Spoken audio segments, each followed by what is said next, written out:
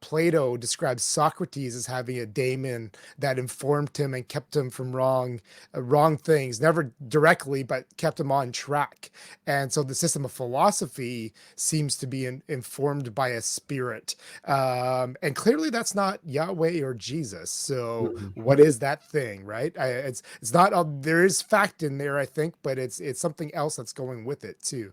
Yeah.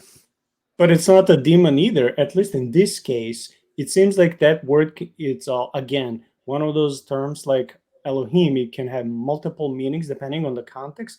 But in this context that you gave about Plato, is if a so-called demon or daemon guided Socrates not to do something bad, it almost sounds like a guardian angel more than a demon. At least the demon that we see in the Bible. So I didn't know that. That's very interesting.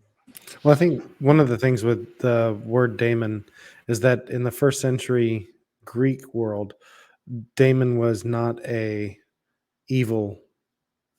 It wasn't specifically evil.